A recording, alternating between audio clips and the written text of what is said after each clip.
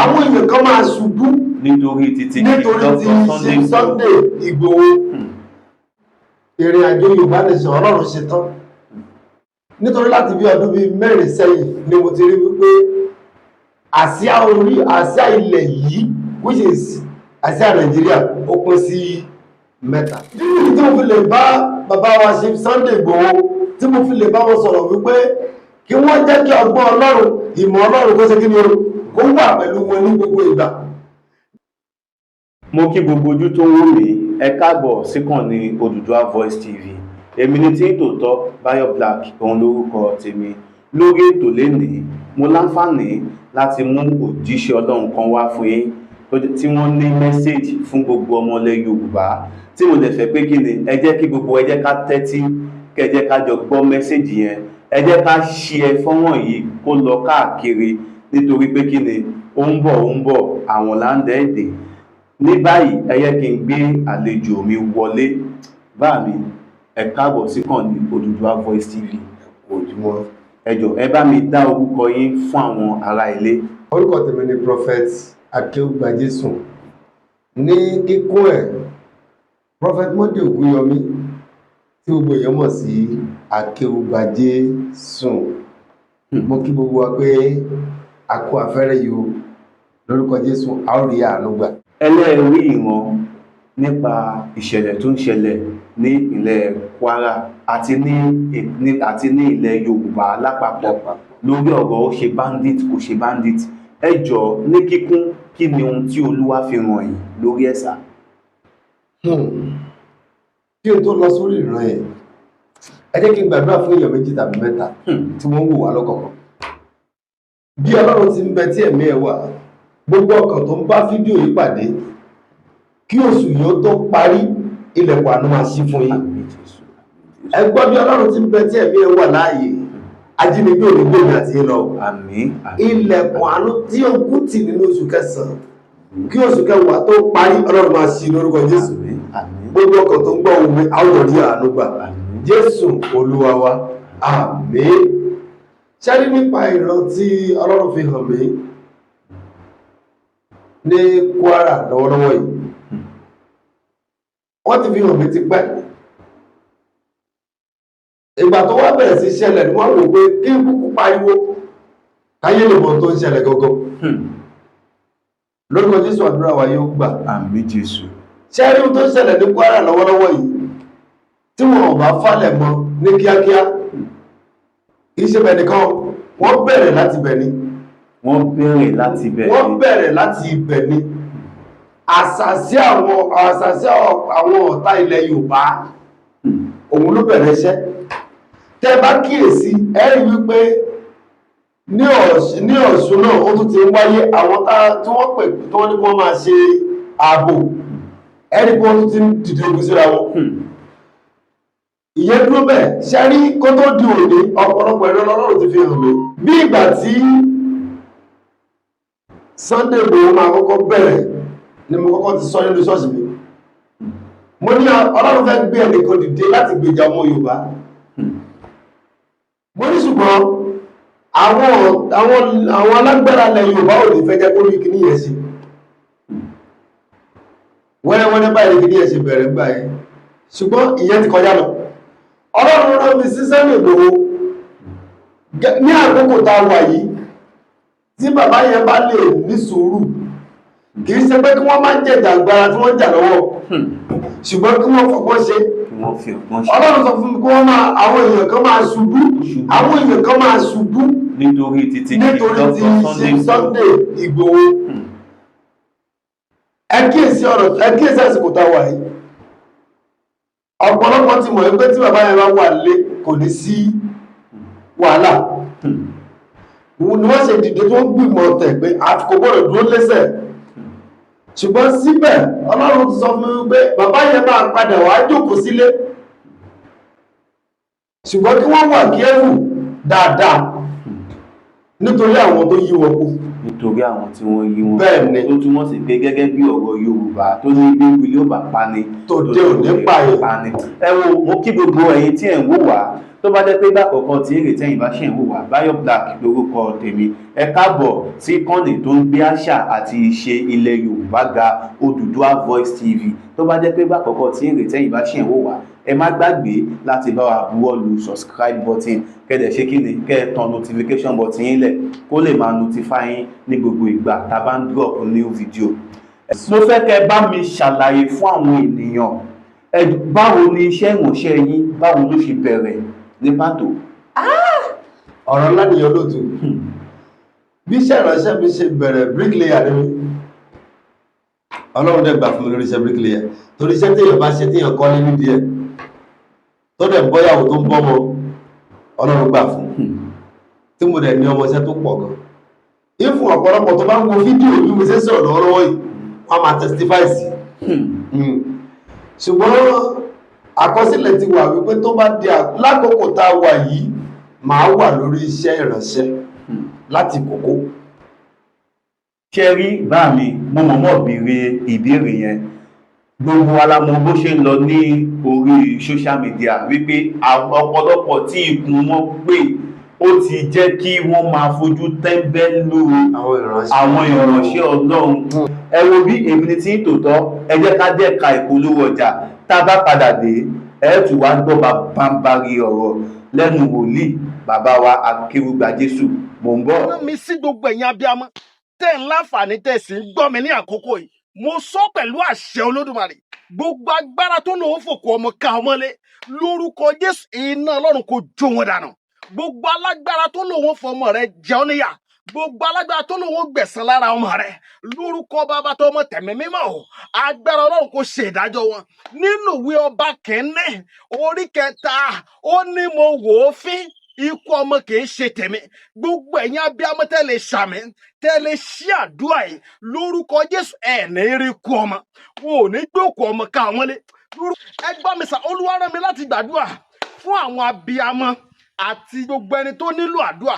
Ẹ̀rọ ìbánisọ̀rọ̀ tí wàá fi pè mí rè o 070 25 47 5427 070 25 47 5427. Ẹ jẹ́ ká jọ gbàdúrà, gbogbo tó kẹ́ máa là kọjá lórúkọ Jésù ẹ máa rí ìyanu, ògo Ọlọ́run máa farahàn, ìyanu máa ṣẹlẹ̀. Jésù Olúwa wa, àmín. nítorí láti bí ọdún bíi 4 sẹ́yìn ni mo ti rí wípé àsíá ilẹ̀ yìí which is àsíá Nàìjíríà ó pín sí 3. but ìbéèrè mi sí gbogbo ọmọ Yorùbá ni wípé ṣáwà fúnra wa ṣàṣetán ṣá. ṣáwà fúnra wa ṣàṣetán.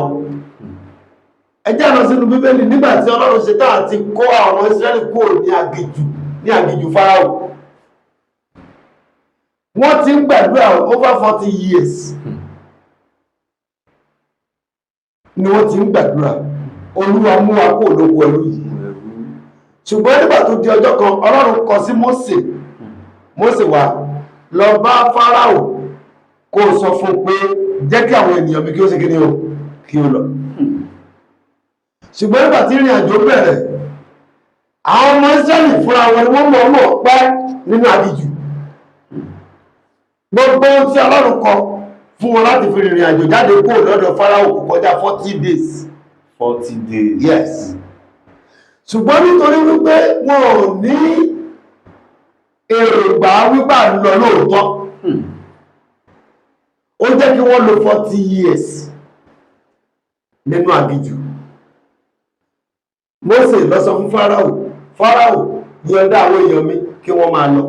Mósè ti kọ́kọ́ lu agídí ní tòótọ́ nítorí pé wọ́n sọ pé òun máa ṣe láyà lé. So that is why ohun tó ń ṣẹlẹ̀ lọ́wọ́lọ́wọ́ ìpé Yorùbá fẹ́ lọ tí àwọn olórí dìstọ́pọ̀ ogun ọ̀gbẹ̀rẹ̀ lọ ó ti wà bẹ́ẹ̀ láti bẹ̀rẹ̀.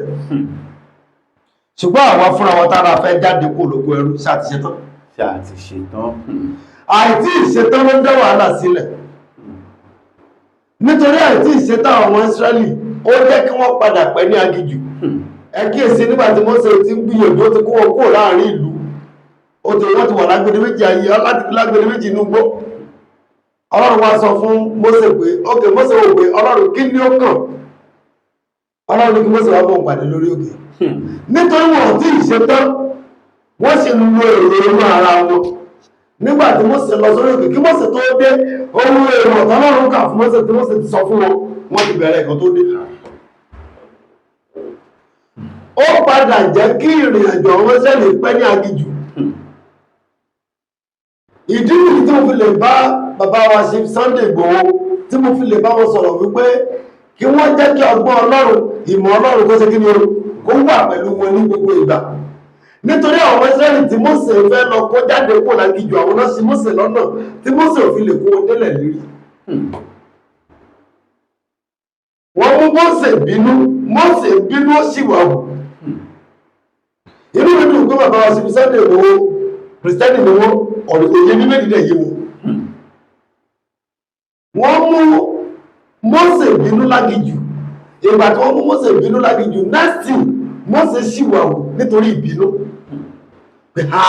ẹwà àwọn tí mo torí ẹ̀ jìyà ẹwà àwọn tí mo torí ẹ̀ dákú ẹwà àwọn tí mo torí ẹ̀ sàkúrò nílé ẹwà àwọn tí mo torí ẹ̀ wà lágbí nírìn àjò tí mi ò tó délé ẹwà àwọn tí mo torí ẹ̀ gbàgbé gbogbo pọ́pátì tí mo ní. Tá a bá ní ká wo ọ̀rọ̀ Mósè àti Chief Sunday Igboho tá a bá wo ọ̀rọ̀ torí kò sáàní àní tó bá èmi máa ń sọ nínú gbogbo ètò mi tí mo máa ń ṣe láti fi dá ilẹ̀ àwọn ọmọ Yorùbá lẹ́kọ̀ọ́ torí ìkànnì Odùduwà Voice TV àwọn ò kí ń ṣe ẹlẹ́yàmẹ̀yà nítorí pé kí ni Ọlọ́run kan náà gbàgbọ́ wa àmọ́ Ọlọ́run ti fún wa ní oore ọ̀fẹ́ kí dẹ̀ lórí ọ̀fẹ́ yẹn ni wípé má fi tiẹ̀ má fi ní tèmi lára tí gbogbo nǹkan tí ó bá lọ bí ó ṣe yẹ kó lọ kò ní sáriwo pé bóyá fẹ́ gba Yorùbá Nation àdá gba Yorùbá Nation tẹ́ bá wá wo ìrìn àjò ṣe Dr. Sunday Igboho máa fẹ́ kẹ́ bá mi yànnà náà rẹ̀ lórí ẹ̀yin mọ̀ ìtàn nípa Bíbélì ẹ rí pé ibi tí Mósè gbé dàgbà Mósè ti wà pẹ̀lú Fáráò tipẹ́tipẹ́ tá a bá dẹ̀ wo ṣe Dr. Sunday Igboho wọ́n ti wà pẹ̀lú ìjọba nóbì tòde kò sí yàtọ̀ nínú ìrìn àjò Sunday Igboho àti Mósè tẹ́ bá wò dáadáa ok ní ìgbà àkọ́kọ́ tí wọ́n kọ́ tó bí Mósè mẹ́sẹ̀jì jáde wípé ọmọ kan ń bọ̀ wá o òun yóò jẹ ọba tó sì máa pa ìjọba Fáráò run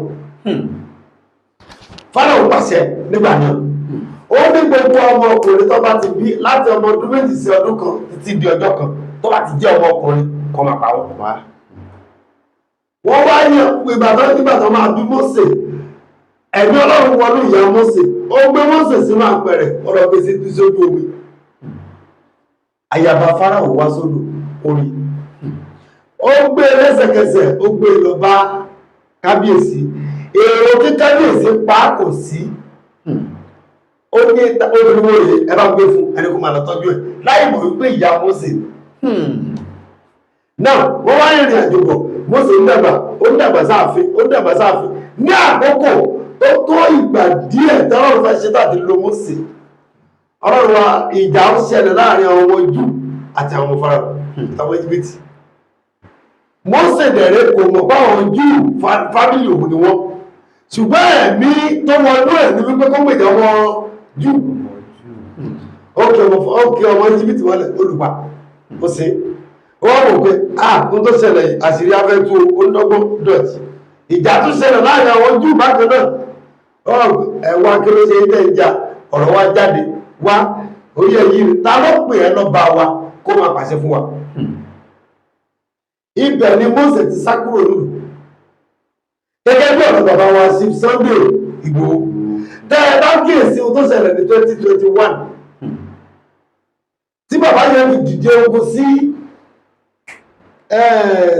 Sẹ́ríkí ẹ rí wípé ọ̀rọ̀ padà jáde pé ta ló pè ẹ́ pé kó wọ́n máa gbèjà wa àwa ara wa bá pè pé kó wọ́n gbèjà wa náà lọ padà dìde pé ta ló pè ẹ́ but àmọ̀ràn mi sí bàbá wa sí Sunday Igboho ni wípé tí wọ́n bá ti ń lọ wájú kan máa bójú ẹ̀ kọ́ńdẹ̀ máa bèèrè fún ìtọ́ni Ọlọ́run sọ fún mi pé bàbá yẹn máa padà borí tó máa jẹ́ pé ní ilẹ̀ Yorùbá tí wọ́n bá sọ̀rọ̀ nípa akọni tí wọ́n bá tí rí bàbá yẹn wọ́n ní sọ̀rọ̀ ilẹ̀ Yorùbá máa padà gba òmìnira o ṣùgbọ́n lọ́wọ́ wa ni o ilẹ̀ Yorùbá ó padà ó máa gba òmìnira lábẹ́ bí wọ́n fẹ́ bí wọ́n kọ̀ ṣùgbọ́n ní ìmúra àwa fúnra wa ni ohun tó sì ń dá wa dúró sójú kan òun ni wípé àti ìṣèkiri àti ìṣètọ̀ fún àǹfààní àwọn ẹni tí Ọlọ́run fẹ́ lóyìn fún bóyá wọ́n wà nínú ìgbèkùn kan ni fún ìtúsílẹ̀ ẹ bá mi pe nọ́mbà yín bàbá. ẹ̀rọ ìbánisọ̀rọ̀ mi ni 070 070 69 45 70 90 070 69 45 70 90 ẹ̀rọ ìbánisọ̀rọ̀ mi nìyẹn. àtò gbogbo ẹ̀yin ará ilé àkíyín fún àǹfààní ẹ̀tẹ́ bá ṣẹ̀wò wà fíngbà àkọ́kọ́ lẹ́ẹ̀kan sí ẹ má gbàgbé láti bá wọ́ọ̀lù subscribe button kẹ́dẹ̀ tán notification button yín kó lè máa notify yín ní gbogbo ìgbà tàbá ṣẹ̀ṣẹ̀ ń drop new video. Mo kí gbogbo ojú tó ń wò mí láti àárọ̀ ojú tẹ fi ń wò mí ò ní fọ́ bẹ́ẹ̀ náà ni etí tẹ fi ń gbọ́ mi etí náà ò ní di o láṣẹ Elédùmarè èmi ní tí tòótọ́ Báyọ̀ Black lórúkọ tèmi bá mi prophet Akéwùgbà Jésù ẹ jọ̀ọ́ ẹ bá mi fi àdúrà ìdágbére tó mo nígbàgbọ́ pé a máa tún pè yín o tí mo dẹ̀ nígbàgbọ́ pé bá a bá ṣe ń pè yín ẹ máa rí wa jẹ́ ní agbára Ọlọ́run ọba Elédùmarè. ọkàn tó ń wò mí ó gbé lórúkọ Olúwa afẹ́fẹ́ tó ra kó fẹ́ lù yín o níbi tí ayé ti dá òkú dúró láyé yín lórúkọ Jésù Ọlọ́run kó gbé yín dìde ilẹ̀kùn àánú tẹ́tí rò pé kò lè ṣí mọ́ yẹn Ọlọ́run kó ṣí lónìí níbi tí ilẹ̀ Kwara tí wọ́n ti ń jí wọn gbé tó ń tẹ́ ń pa wọ́n yìí lórúkọ Jésù Ọlọ́run kó bo ọ̀run tó ra síbẹ̀ o ilẹ̀ Yorùbá lápapọ̀ kárí àánú gbà má jẹ̀mú ìdádúró Ọlọ́run kó bá wí Ọlọ́run mú wa tẹ̀síwájú o bẹ́ẹ̀ ni kó yó Jésù Olúwa wa àmín. tọ́ a ó máa bọ̀bẹ̀ ní ìbẹ̀ṣù àtẹ́lẹsẹ̀ a sì máa bẹ̀rẹ̀ wò gbogbo ẹni bá ní a máa bọ̀ òun náà là ní débá láṣẹ Elédùmarè èmi ní tí ń tòótọ́ Báyọ̀ Black lórúkọ tèmi ẹ tún pàdé mi ní ọjọ́ mi ọjọ́ ire o. àwẹ̀ funfun àtàdúrà ogójì ọjọ́ lọ lọ́wọ́lọ́wọ́ èyí tí Olúwa pa láṣẹ fún mi láti fi wá ọ̀nà àbáyọ sí orílẹ̀-èdè Yorùbá àti ayé gbogbo àwọn tó nígbàgbọ́ mo pa ní àṣẹ gbogbo ogun tó ń dìde sí orílẹ̀-èdè Yorùbá wípé orílẹ̀-èdè Yorùbá ò ní gba òmìnira gbogbo ogun tó dìde sí ayé ẹnìkọ̀ọ̀kan wípé ayé ẹnìkankan ò ní gba òmìnira lórúkọ Jésù iná agbára Ọlọ́run kó jó wọn dànù gbogbo alágbára tó lóhùn ò ní jẹ́ kí ilẹ̀ Yorùbá ó dúró gbogbo àwọn alábọ̀dé tí wọ́n sọ wípé àwọn ò ní gbà kí orílẹ̀-èdè Yorùbá ó dúró gbogbo àwọn tó ń lo agbára òkùnkùn tí wọ́n láwọn ò ní jẹ́ kí orílẹ̀-èdè Yorùbá dúró mo ló májẹ̀mú àṣà ìjáta ìjẹpọ̀ àìjẹyọ̀ nínú ìrìn àjò ogójì ọjọ́ yìí mo fi sọ̀rọ̀ àṣẹ jáde iná Olúwa kó kọlù wọn mo gbàdúrà Olúwa fẹ́ kó pàṣẹ ìtúsílẹ̀ àti òmìnira fún ilẹ̀ Yorùbá lórúkọ Jésù Olúwa ṣe bẹ́ẹ̀.